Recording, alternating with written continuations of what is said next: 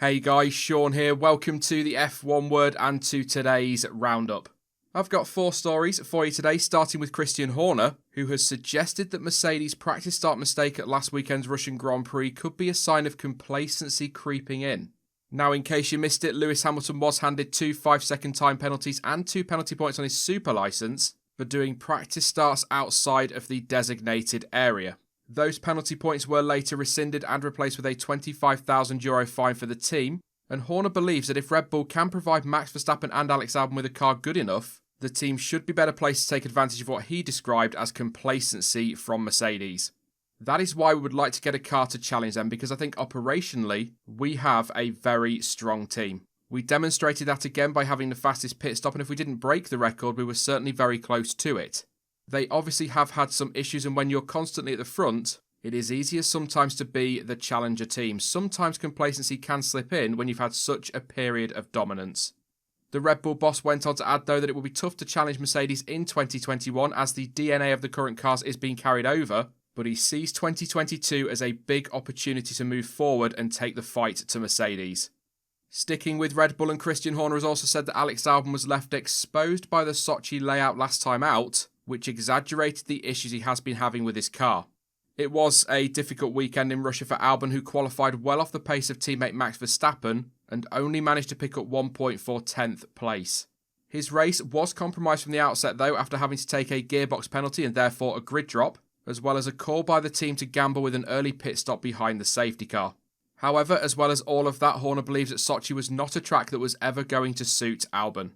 Alex is particularly sensitive to some of the characteristics of the car. He is struggling with that, and they are accentuated at this type of circuit with short corners and big braking zones. Obviously, there is plenty to look at for him. His second half of the race he recovered reasonably well, but obviously it's been a tough weekend for him. So it was a shame after the podium 2 weeks ago that this one has probably been one of the hardest of the year for him. Horner is also confident the RB16 will get better soon, which should help Albon, and the team is working hard to address the issues they know it has, something they hope to be on top of in the remaining races. There may well be 7 races still to go in 2020, but some attention has begun to shift to next year's Formula 1 schedule, with the Australian Grand Prix organisers still targeting hosting the opening race of 2021, or at least, that is according to motorsport.com sources. It is claimed that Albert Park would prefer to stick to its usual position on the calendar, with March the 14th put forward as a possible date. Plans are also in place to allow a number of fans to attend the Grand Prix weekend, but numbers will be limited, and grandstands could be relocated as a result. Of course, all of this is dependent on COVID-19 restrictions and Australia's closed international borders opening up in time for that first race, but we are still a long way off March yet. It is only just the end of September, so watch this space. There was some talk a few weeks back that F1 bosses were considering running 3 days of winter testing in Bahrain before holding the opening race of the season at Sakir, but that suggestion has gone quiet for now at least, and maybe we are set to see a more familiar calendar in 2021. And super quickly, actually, on the subject of Bahrain, circuit bosses have said that there are no plans to use the outer loop layout beyond 2020, and Formula 1 can expect just the usual international layout to be used from next season again. And finally, it has been confirmed by Ferrari that Mick Schumacher, Callum Ilott and Robert Schwartzman will each get a chance to take part in an F1 practice session this year. Schumacher will be getting behind the wheel of Antonio Giovinazzi's Alfa Romeo next time out at the Nurburgring, with Callum Ilott hopping into Romain Grosjean's Haas in the same FP1 session. Schwartzman will have to wait a little bit longer for his practice debut though, with the Russian getting his chance in Abu Dhabi in December, although which team he will drive for has not yet been announced.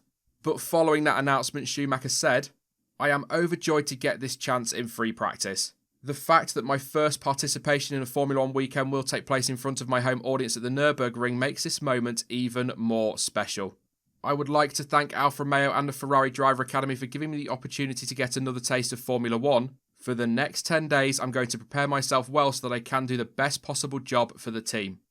It is beginning to look increasingly likely that Mick Schumacher will be on the F1 grid next year, perhaps with Alfa Romeo, and rumours have been swirling for a while now that the German will be given a promotion provided he is able to finish inside the top 3 in this year's F2 season.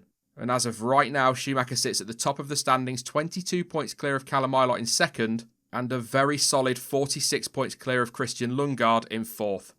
That is it for this roundup then, but I will be back soon with more content as always. In the meantime though, don't forget that you can of course follow me over on social media, and all of the links you need for that are in the description down below.